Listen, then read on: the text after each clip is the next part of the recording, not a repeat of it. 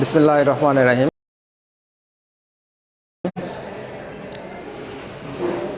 প্রিয় শিক্ষার্থী বন্ধুরা এবং সম্মানিত অভিভাবক, আসসালামু আলাইকুম ওয়া রাহমাতুল্লাহ।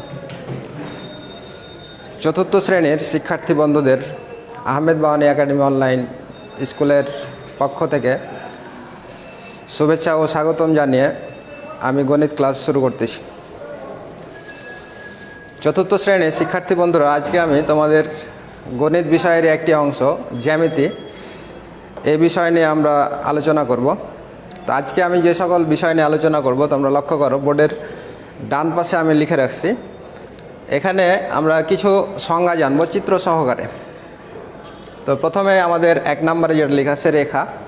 রেখা কি বা রেখা কাকে বলে এটা আমরা জানবো। তারপরে 2 নম্বর সরল রেখা, 3 নম্বরে আমরা জানবো রেখাংশ, 4 নম্বরে রশ্মি বা রশ্মি, 5 নম্বর কোণ, 6 নম্বরে জানবো সমকোণ, 7 নম্বরে আছে কি সূক্ষ্মকোণ, 8 নম্বরে স্থলকোণ এবং সর্বশেষ আমরা যদি সময় থাকে ত্রিভুজ নিয়ে একটু আলোচনা করব। তো শিক্ষার্থী বন্ধুরা, আমরা দেরি না করে প্রথমেই আমরা রেখা আসলে বিষয়টা কি আমরা জানব।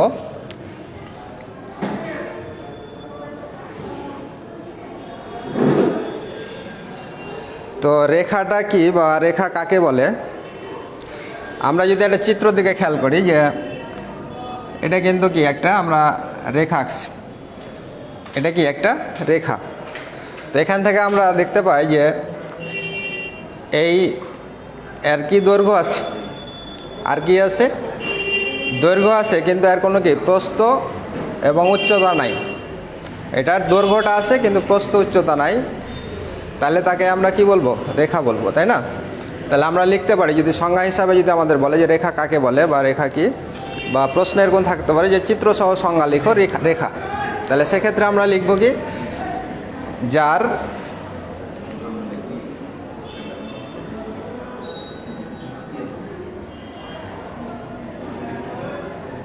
দৈর্ঘ্য, যার কি আছে দৈর্ঘ্য আছে কিন্তু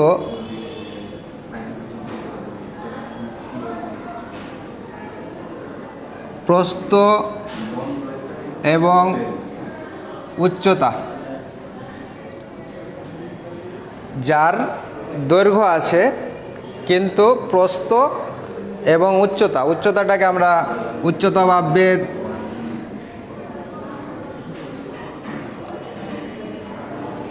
বেদ বলতে পারি,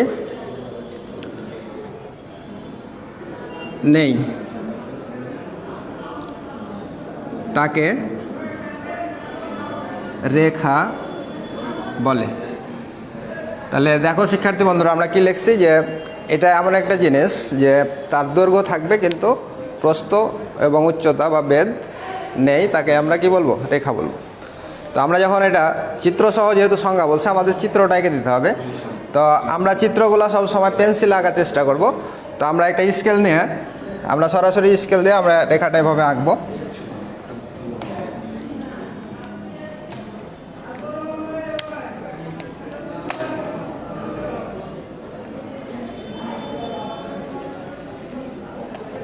এই আমরা একটা রেখা আঁকলাম, এখানে আমরা এটাকে চিহ্নিত করব এ, আর এখানে লিখলাম কি বি।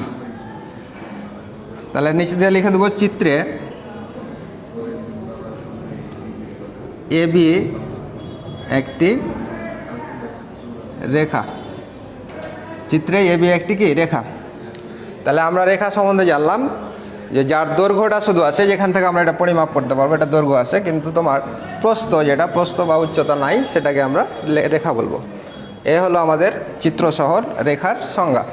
আচ্ছা, এরপরে 2 নম্বরে বলছে সরল রেখা। আচ্ছা, সরল রেখার আগে আমাদের রেখা হচ্ছে 2 ধরনের। রেখা হচ্ছে কয় ধরনের? 2 ধরনের। একটা হচ্ছে সরল রেখা আর একটা হচ্ছে বক্ররেখা।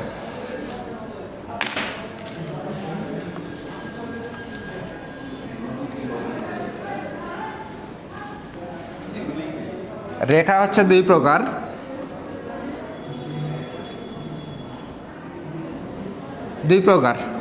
এক নাম্বার হচ্ছে তোমার কি সরল রেখা, আর 2 নম্বরে হচ্ছে বক্ররেখা। তো এখানে আমাদের যেটা 2 নম্বরে সরলরেখা সংজ্ঞা দিয়েছে। তো সরলরেখা কাকে বলে বা বক্ররেখাটা কি? সরল মানে আমরা জানি কি সোজা। তো আমি এখানে দুইটা যদি রেখা আঁকি, দেখো এখানে আমি একটা রেখা আঁকলাম, এটা একেবারে সোজা স্ট্রেট, এটা একটা রেখা, এটাকে আমরা বলবো কি? এটা হচ্ছে সরল রেখা। আর বক্র যেটা হবে সেটা কি? সোজা হবে না, আঁকা বাঁকা হবে, এভাবে। এটা আমরা আর একটা বললাম যে পি কিউ একটা রেখা। এই দুইটাই রেখা, কিন্তু এই 1 নাম্বার যেটা চিত্র সেটাকে আমরা বলবো কি? সরল রেখা। আর 2 নাম্বার যেটা সেটাকে বলবো আমরা কি? বক্ররেখা। অর্থাৎ এখান থেকে আমরা সংজ্ঞা হিসাবে লিখতে পারবো কি? যে রেখা এক অবস্থান থেকে অন্য অবস্থান যেতে কি করে? দিক পরিবর্তন করে না। অর্থাৎ আমি যদি বলি যে এটা একটা অবস্থান, এই অবস্থান থেকে এই বি অবস্থানে সে যাবে, তাহলে সে সোজা যাবে, কোনো দিকটা পরিবর্তন করবে না, তাকে আমরা বলবো কি? সরল রেখা। তাহলে আমরা সংজ্ঞা হিসাবে যখন লিখব তখন লিখব যে রেখা এক অবস্থান থেকে অন্য অবস্থানে যেতে দিক পরিবর্তন করবে না, তাকেই বলে সরল রেখা। আর তার উল্টাটা হচ্ছে বক্ররেখা। দেখো যে আমরা চিত্রে আঁকছি যে এখানে প্রথমে এদিকে যাচ্ছে, তারপরে আবার এদিকে আসছে, আবার এদিকে যাচ্ছে, এদিকে আসছে, তার মানে সে সোজাভাবে যাচ্ছে না। তাহলে যে রেখা এক অবস্থান থেকে অন্য অবস্থান যেতে দিক পরিবর্তন করে সেটা হচ্ছে বক্ররেখা। তো আমাদের 2 নম্বরে সরল রেখার আমাদের সংজ্ঞাটা চাইছে। তাহলে আমরা সংজ্ঞাটা যদি লিখি তাহলে এভাবে লিখব।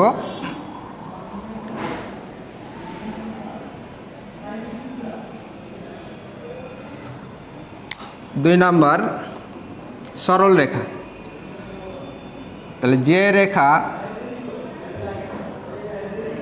এক অবস্থান থেকে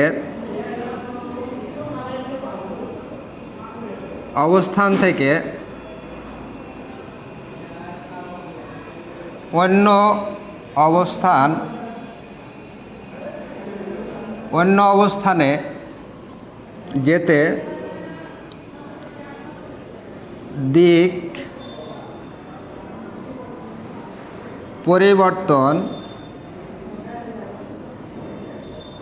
করে না।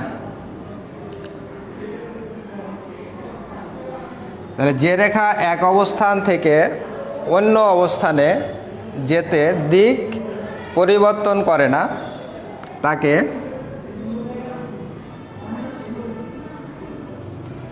সরল রেখা বলে। সরল রেখা বলে। তাহলে সংজ্ঞা হিসাবে যখন আমরা লিখব তখন এভাবে লিখব যে রেখা এক অবস্থান থেকে অন্য অবস্থানে যেতে কোনো দিক পরিবর্তন করে না, যেতে এখানে আমরা কোনো দিক পরিবর্তন করে না, তাকে সরল রেখা বলে। তো আমরা চিত্রটা যখন আঁকবো তখন আমরা একটা সরল রেখার চিত্র এঁকে নিয়ে নিচে, যেহেতু চিত্রসহ আমাদের সংজ্ঞাগুলো দিতে বলছে। আর আমরা চিত্রটা অবশ্যই পেন্সিল দিয়ে আঁকবো। এখানে আমরা একটা সরল রেখা আঁকলাম, এটাকে আমরা এ বিন্দু আর এটা বি বিন্দু দ্বারা চিহ্নিত করলাম। তার নিচে লিখবো কি? চিত্রে এ বি একটি সরল রেখা। সরল রেখা, চিত্রে এ বি একটি সরল রেখা। অনুরূপভাবে আমরা যদি বক্ররেখাটা সংজ্ঞা বলি তাহলে সেক্ষেত্রে আমরা কি বলবো? যে রেখা এক অবস্থান থেকে যেতে অন্য অবস্থানে, এক অবস্থান থেকে অন্য অবস্থানে যেতে কোনো দিক পরিবর্তন করে, এখানে করে না আসে, সেটা শুধু হবে কি? করে, দিক পরিবর্তন করবে, তাহলে ওটা হবে কি? বক্ররেখা। তাহলে শিক্ষার্থী বন্ধুরা আমরা বুঝতে পারছি যে সরল রেখা আর বক্ররেখা কাকে বলে। সরল রেখাটা দিক পরিবর্তন করে না, আর বক্ররেখাটা কি? দিক পরিবর্তন করে। এ হলো আমাদের সরল রেখার চিত্রসহ সংজ্ঞা। তা আমরা পরীক্ষায় যখন লিখব তখন আমরা অবশ্যই এভাবে লিখব, সংজ্ঞাটা লিখব, তারপরে চিত্রটা দেব। চিত্রটা দেওয়ার সময় আমরা চিত্রটা অবশ্যই পেন্সিল দিয়ে লিখব। এছাড়া যে লেখাগুলো আছে এগুলো আমরা কলম দিয়ে লিখব। এরপরে 3 নাম্বার,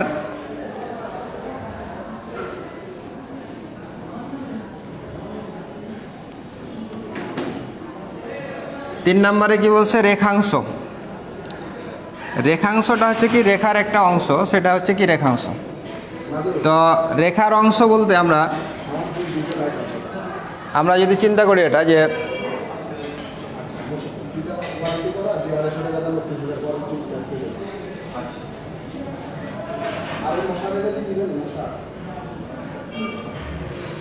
আমি এখানে একটা জিনিস খেয়াল করো তোমরা, এখানে আমি দুইটা চিত্র আঁকছি, লক্ষ্য করো।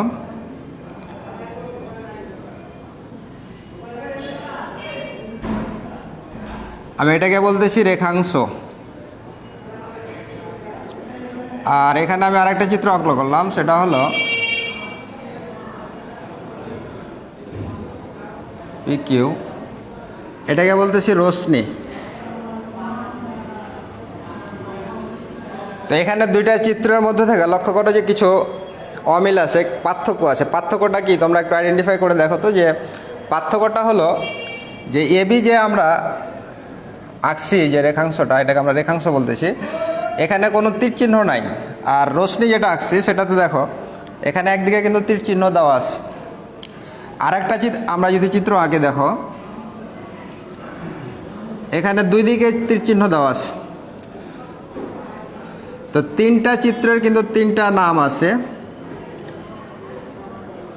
আমরা প্রথমটাকে বলছি রেখাংশ, আর দ্বিতীয়টাকে বলছি রশ্মি, আর 3 নম্বর যে চিত্রটা সেটাকে বলছি কি রেখা।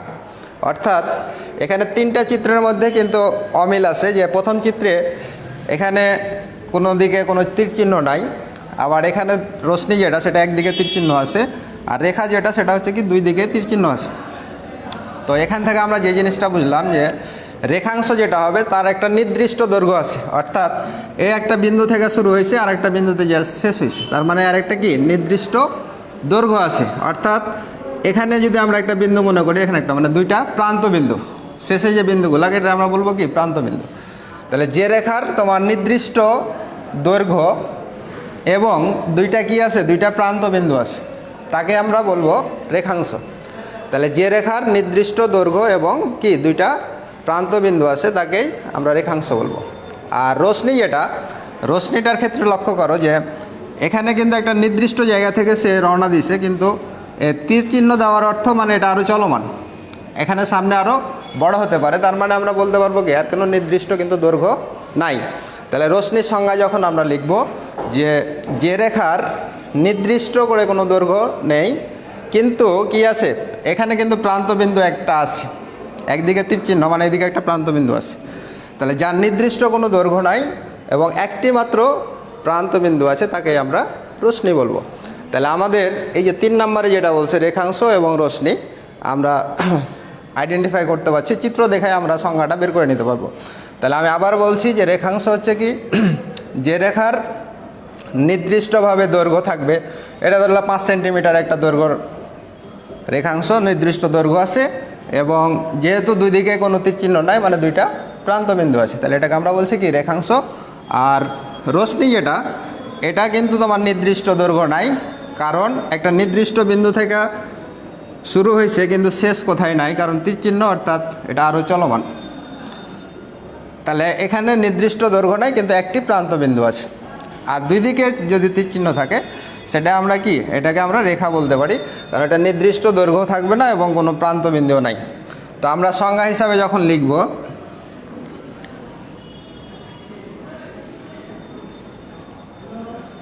তিন নাম্বার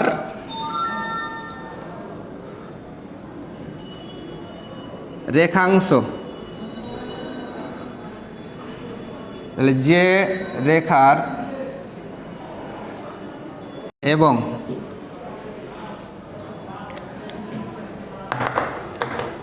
নির্দিষ্ট দৈর্ঘ্য আছে এবং দুইটি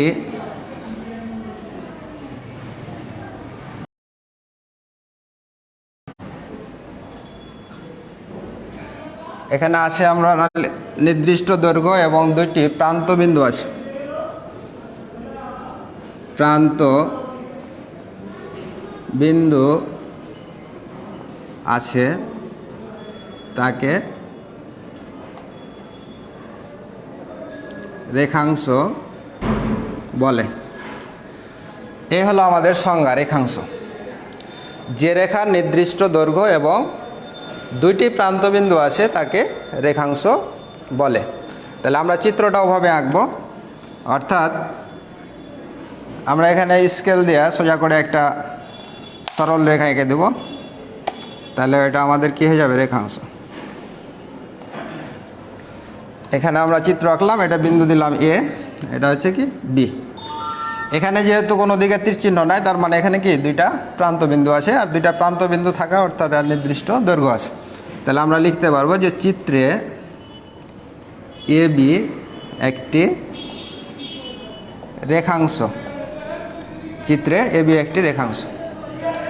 তো এখানে আমরা অবশ্যই চিত্র দেখাই কিন্তু আমরা সংজ্ঞাটা বলে দিতে পারছি, বা চিত্রতে দেখলে আমরা বলতে পারবো যে এটা কি রেখাংশ না রশ্মি।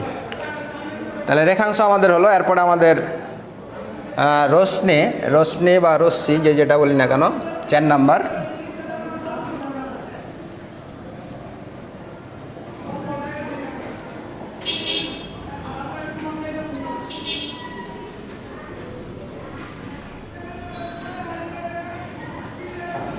চার নাম্বার হচ্ছে তোমার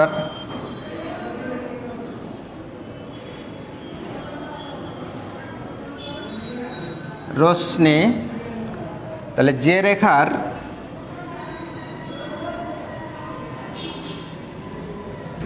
নির্দিষ্ট দৈর্ঘ্য নেই, যে রেখার নির্দিষ্ট দৈর্ঘ্য নেই কিন্তু একটি মাত্র প্রান্ত বিন্দু আছে,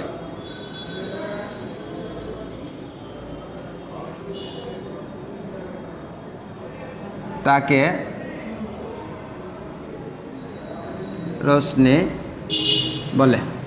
তাহলে রশ্মি হচ্ছে কি যে রেখার নির্দিষ্ট দৈর্ঘ্য নেই কিন্তু একটি মাত্র প্রান্ত বিন্দু আছে, তাকে রশ্মি বলে। তাহলে চিত্রটা যদি আমরা খেয়াল করি, যেহেতু বলছে যে একটা প্রান্ত বিন্দু, তাহলে এখানে আমরা যদি এটা দিই, আর এখানে কি হবে, এখানে আমরা একটা তীর চিহ্ন দিয়ে দেবো এভাবে। তাহলে এটা হলো আমাদের কি রশ্মি। আর রেখাংশ যেটা বলছিলাম, ওখানে কি একদিকে আমাদের ওটা তীর চিহ্ন কি ছিল না। তাহলে এখন আমরা লিখতে পারি যে চিত্রে এ বি একটি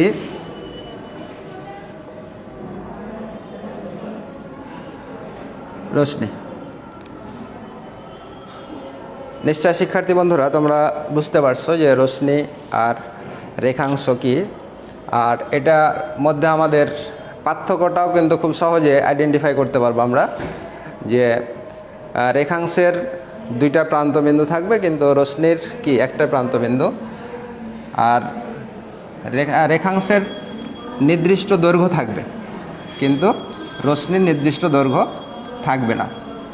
তো আমরা খালি সংজ্ঞা মুখস্থ শুধু না, আমরা চিত্রগুলো ভালো মতো ফলো করবো, তাহলে আমাদের সংজ্ঞাগুলো মনে থাকবে। এরপরে 5 নাম্বার যেটা আছে কোণ। আমরা এখন কোণ নিয়ে যেটা আলোচনা করব সেটা কোণটা আসলে কি বা কোণটা কিভাবে তৈরি হচ্ছে। 5 নাম্বার কোণ।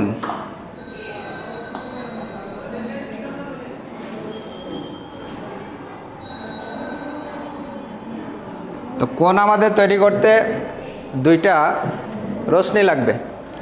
দুইটা রশ্মি বলতে এখানে আমি যদি দুইটা রশ্মি আঁকি, এরকম দুইটা রশ্মি, এই দুইটা রশ্মির এটার একটা প্রান্তবিন্দু আছে, এটা একটা প্রান্তবিন্দু আছে। এই দুইটা রশ্মির প্রান্তবিন্দু দুইটা যখন আমাদের একটা বিন্দুতে এসে মিলিত হবে, অর্থাৎ আমরা যদি এটা একটা রশ্মি আঁকলাম, এই রশ্মিটার প্রান্তবিন্দু এটা, আর একটা রশ্মি আছে তার দুইটা প্রান্তবিন্দু কিন্তু এখানে এসে মিলিত হলো। এ একটা রশ্মি আর এ একটা রশ্মি, আমি যদি এটা নাম দিই, এটা হচ্ছে এ বি একটা রশ্মি আর একটা হচ্ছে বিসি রশ্মি। আমি এটার নাম দিলাম এ বি, আর এটা দিলাম বি এ, আর এটা হচ্ছে বিসি। এই দুইটা রশ্মি ছিল, এই দুইটা রশ্মির এই যে বি বিন্দু আর এই বি বিন্দু দুইটা কমন বিন্দু, মানে দুইটার বিন্দুটা একটা বিন্দুতে মিলিত হয়ে গেছে। তো এই একই বিন্দুতে যখন মিলিত হলো, মিলিত ওই স্থানে, মানে এখানে আমাদের কি হয়েছে, একটা কোণের মতো উৎপন্ন হয়েছে, এটাকে আমরা বলতেছি কি কোণ। তাহলে আমরা সংজ্ঞা হিসাবে যখন লিখব যে দুইটা রশ্মির প্রান্তবিন্দু একটি বিন্দুতে মিলিত হলে মিলিত ওই স্থানটাকে আমরা বলবো কি কোণ। তাহলে সংজ্ঞা হিসাবে আমরা লিখি যে দুইটা প্রান্তবিন্দু দুইটি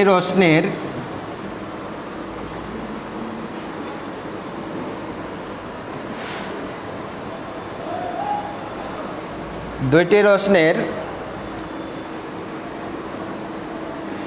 প্রান্তবিন্দু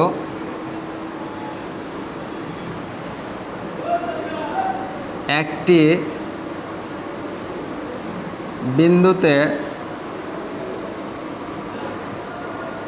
করছে, এটাকে আমরা বলছি মিলিত স্থানটাকে আমরা বলছি কি, ওই মিলিত স্থানটাকে আমরা বলতেছি কোণ।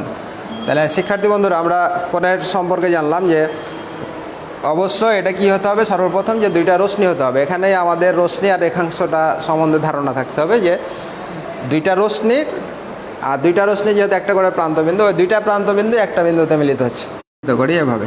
এটা হচ্ছে কোণের কি প্রতীক। এভাবে আমরা যদি থাকে এটা হচ্ছে কি কোণের প্রতীক। আর এখানে আমাদের আর একটা জিনিস লিখবো, এই চিত্রটা আমরা আঁকলাম, আঁকার পরে লিখবো কি চিত্রে এবিসি একটি কোণ, চিত্রে এবিসি একটি কোণ। তো এখানে আমাদের এই যে এবিসি আমরা লিখতেছি, এখানে মধ্যে যে মিলিত যে বিন্দুটা সবসময়, এখানে কি বি বিন্দুটা সবসময় মিডিলে থাকবে। কোণটাকে আমরা যখন লিখব তখন ওই মিলিত বিন্দুটাকে যে অক্ষরটা দিয়ে আমরা চিহ্নিত করছি, এই অক্ষরটা সবসময় কি এই যে মিডিলে আমরা লিখছি, মিডিলে থাকবে। এটা কিন্তু আমাদের খেয়াল রাখতে হবে। এখন এখানে আমরা এবিসি না লিখা যদি আমরা লিখতাম যে তোমার বিএসসি, তাহলে কি আমাদের কোণ চিহ্নিত করা যেত? বিএসসি করলে কিন্তু আমাদের এটা হবে না, কারণ এখানে আমি বলছি যে কোণ উৎপন্নকারী যে বিন্দুটা এটা সবসময় মাঝে থাকবে। অর্থাৎ এখানে আমরা যখন এ লিখবো মাঝে, এ তো এখানে মাঝে না, এটা আছে বি। তাহলে এটা আমাদের লিখলে কি হবে, ভুল হবে। তাহলে এই জিনিসটা আমরা খেয়াল রাখবো যে মিলিত বিন্দুতে যেই বর্ণটা দিয়ে আমরা ইন্ডিকেট করছি বি, এটাই সবসময় মধ্যখানে অবস্থান করবে, এটা খেয়াল রাখবো।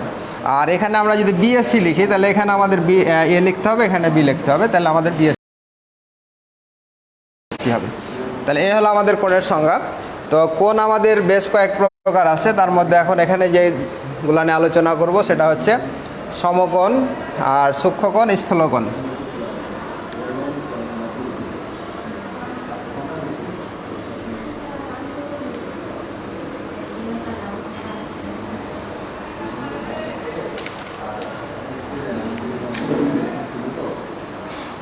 ছয় নাম্বার সমকোণ।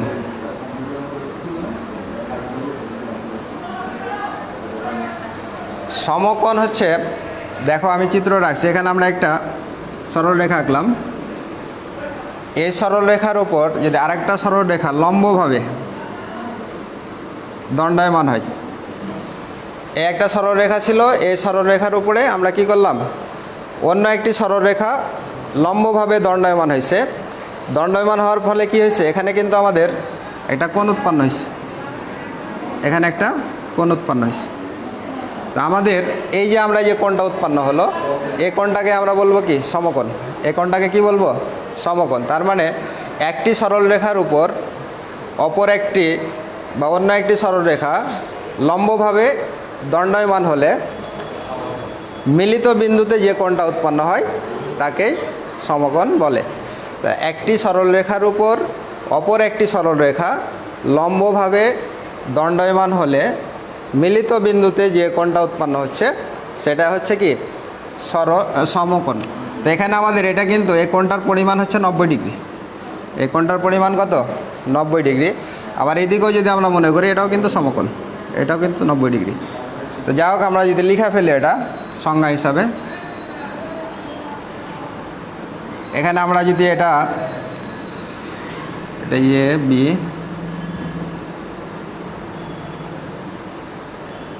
সি, তাহলে সংজ্ঞাটা আমরা লিখব কি, একটি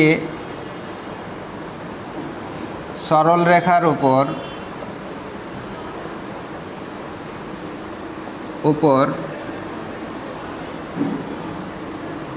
অপর একটি সরল রেখা লম্বভাবে একটি সরল রেখার উপর অপর একটি সরল রেখা লম্বভাবে দণ্ডায়মান হলে, এই যে আমাদের এখানে যে বিওসি দিলাম, আমি যদি প্রথমে চিন্তা করি যে বিসি একটা সরল রেখা, এই বিসি সরল রেখার উপর ওটা কি হয়েছে, অপর একটা সরল রেখা এসে লম্বভাবে দণ্ডায়মান হয়েছে। তো দণ্ডায়মান হওয়ার ফলে মিলিত ওই বিন্দুতে যে কোণ উৎপন্ন হয়, যে কোণ উৎপন্ন হয় তাকে সমকোণ বলে। এখানে আমরা বলতে পারি যে এই যে সমকোণটার পরিমাণ হচ্ছে 90 ডিগ্রি, তাহলে আমরা লিখব যে এক সমকোণ সমান 90 ডিগ্রি, এক সমকোণ সমান 90 ডিগ্রি। এ হলো আমাদের সমকোণের সংজ্ঞা। তো আমাদের চিত্র আঁকার সময় অবশ্যই যে খেয়ালটা করতে হবে, এটা কিন্তু একেবারে খাড়া হবে, মানে যেটা লম্বভাবে হবে। এটা আঁকা বাঁকা হলে কিন্তু আমাদের এই কোণটার পরিমাণ 90 ডিগ্রি হবে না, এটা আমরা খেয়াল করব। তাহলে এই হলো আমাদের সমকোণের সংজ্ঞা। একটি সরল রেখার উপর অপর একটি সরল রেখা লম্বভাবে দণ্ডায়মান হলে মিলিত ওই বিন্দুতে যে কোণ উৎপন্ন হয় তাকে সমকোণ বলে। আর এক সমকোণ সমান 90 ডিগ্রি। তারপরে আমরা পেন্সিল দিয়ে এখানে চিত্রটা আঁকবো। চিত্রটা আঁকার পরে আমরা লিখব, চিত্রে এ ও সি কোণ একটি সমকোণ, এ ও সি একটি সমকোণ। এই হলো আমাদের সমকোণ। এরপরে আছে আমাদের কি স্থলকোণ না সূক্ষ্মকোণ। তো সূক্ষ্মকোণটা হচ্ছে তোমার কি যে 90 ডিগ্রি হবে না, যেটা এখানে আমাদের সমকোণটা যেমন 90 ডিগ্রি হয়েছে, এটা 90 ডিগ্রি হবে না, কি হবে 90 ডিগ্রির চাইতে ছোট হবে।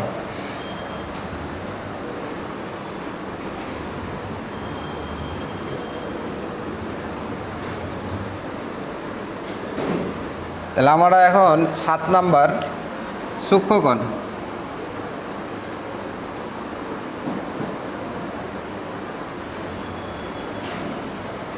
তাহলে সূক্ষ্মকোণের যদি আমরা সংজ্ঞা লিখি যে এক সমকোণ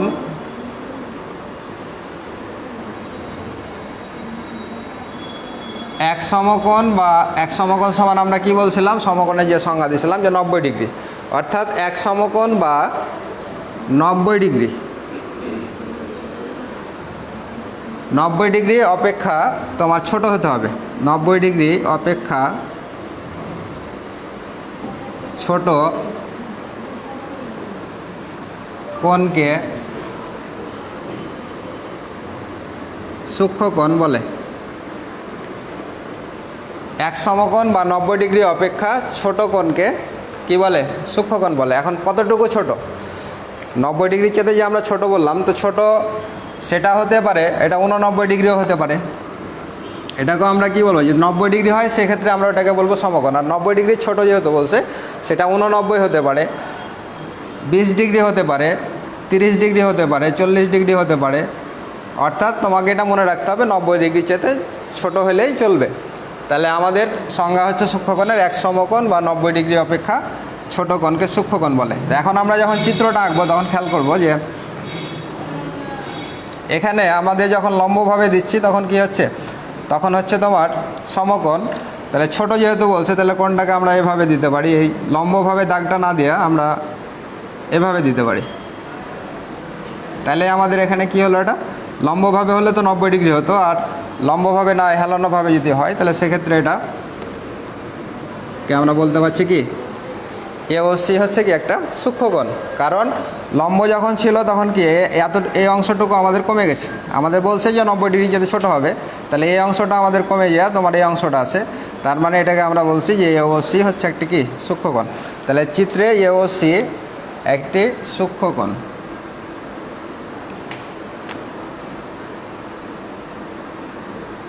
একটি সূক্ষ্মকোণ, এই হলো আমাদের সূক্ষ্মকোণের সংজ্ঞা। এরপরে আছে স্থলকোণ। স্থলকোণটা হচ্ছে তোমার 90 ডিগ্রি চেয়ে বড় হতে হবে, 90 ডিগ্রি চেয়ে বড়, কিন্তু 180 ডিগ্রি চেয়ে আবার ছোট যে কোণের পরিমাণ, সেটা হচ্ছে তোমার স্থলকোণ। তো আমরা সংজ্ঞা হিসাবে যদি লিখি তাহলে দেখো,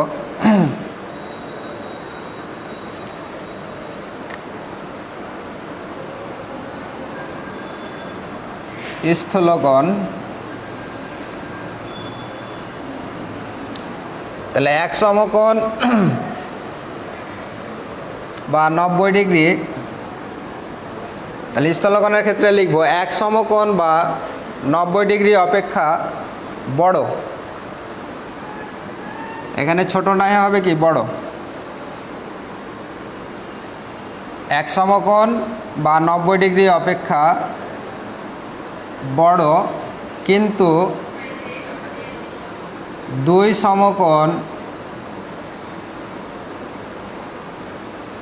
অপেক্ষা ছোট, দুই সমকোণ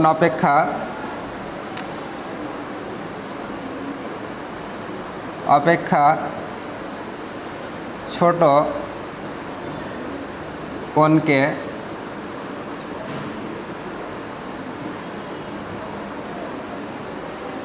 স্থূলকোণ বলে। তাহলে এখানে কি লিখলাম আমরা, যে এক সমকোণ বা 90 ডিগ্রি অপেক্ষা বড়।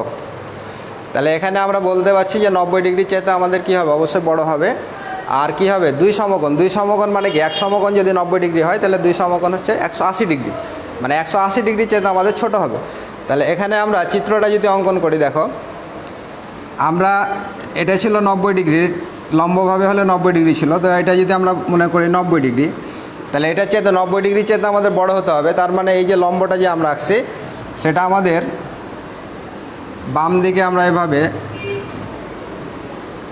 দাগ দিব, একটু বাঁকা করে যদি দিই এদিকে, তাহলে আমাদের কি হবে, এটা 90 ডিগ্রি চেয়ে বড় হয়ে গেল। কারণ লম্বভাবে থাকলে আমাদের কি ছিল, এটা ছিল 90 ডিগ্রি, এখন এখান থেকে আবার কি করছি, এতটুকু বৃদ্ধি করে দিচ্ছি, তাহলে এটা হচ্ছে 90 ডিগ্রি চেয়ে বেশি।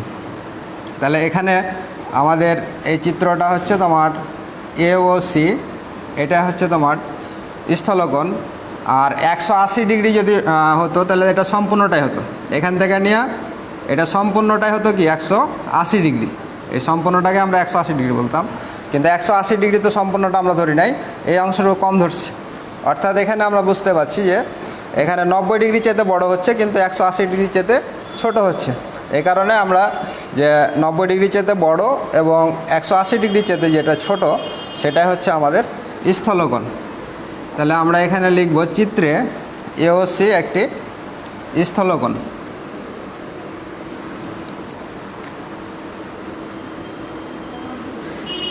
স্থলকোণ, এই হলো আমাদের স্থলকোণ। আচ্ছা, এখানে আমাদের আরেকটা সংজ্ঞা ছিল বিষয়, যে 180 ডিগ্রির পরিমাণ যে কোণটা সেটা কি হতে পারে। এখানে দেখো যে এখান থেকে এটা পর্যন্ত, তাহলে এখানে এটা টোটালটাই কিন্তু আমরা 180 ডিগ্রি, তো 180 ডিগ্রি সমান যে কোণটা সেটাকে আমরা বলবো কি সরল কোণ। তাহলে 180 ডিগ্রি সমান যে কোণের পরিমাণ 180 ডিগ্রি হয় সেটা হচ্ছে কি, সেটা হচ্ছে সরল কোণ। তাহলে শিক্ষার্থী বন্ধুরা, আমরা যে কোণ নিয়ে আলোচনা করলাম, এই তিনটা অনেক ইম্পর্ট্যান্ট জিনিস, যে বিশেষ করে সমকোণ, সূক্ষ্মকোণ আর স্থলকোণ। তো আমি আবার বলছি যে কোণের পরিমাণ 90 ডিগ্রি অর্থাৎ এক সমকোণ হবে, তাকে আমরা বলবো কি সমকোণ। আর সূক্ষ্মকোণ হতে হবে কি, যে 90 ডিগ্রি চেয়ে ছোটো কোণটাকে আমরা বলবো সূক্ষ্মকোণ। আর স্থলকোণটা হচ্ছে কি 90 ডিগ্রি চেয়ে বড় এবং 180 ডিগ্রি চেয়ে ছোট হবে, সেটা হচ্ছে সূক্ষ্মকোণ। আর এখানে আমাদের যে রেখা, রেখাংশ আর রশ্মি, এই তিনটা জিনিস আমরা ভালো করে খেয়াল রাখবো। কারণ এখানে আমাদের রেখা আঁকতে বললে বা রেখাংশ আঁকতে বললে আমরা রশ্মি আঁকি, রশ্মি আঁকতে বললে রেখাংশ আঁকি, এটা কিন্তু আমাদের যথেষ্ট খেয়াল রাখতে হবে যে রেখাংশ অর্থাৎ তার কোনো কি, তার দুইটা প্রান্তবিন্দু থাকবে অবশ্যই। আর রশ্মি মানে কি, তার একটা প্রান্তবিন্দু থাকবে আর একদিকে থাকবে কি তীর চিহ্ন। তো এই জিনিসগুলো আমরা খুব যত্ন সহকারে কয়েকবার পড়বো, প্লাস আমরা চিত্রগুলো আঁকবো এবং দেখবো, তাহলে আমাদের এই জিনিসগুলো আর সমস্যা হবে না। তো শিক্ষার্থী বন্ধুরা, তোমরা সবাই ভালো থাকো। আজকে আমি এখানে শেষ করতেছি, আগামী ক্লাসে আরও কিছু নিয়ে আলোচনা করব। তোমরা ভালো থাকো, সুস্থ থাকো, খোদা হাফেজ।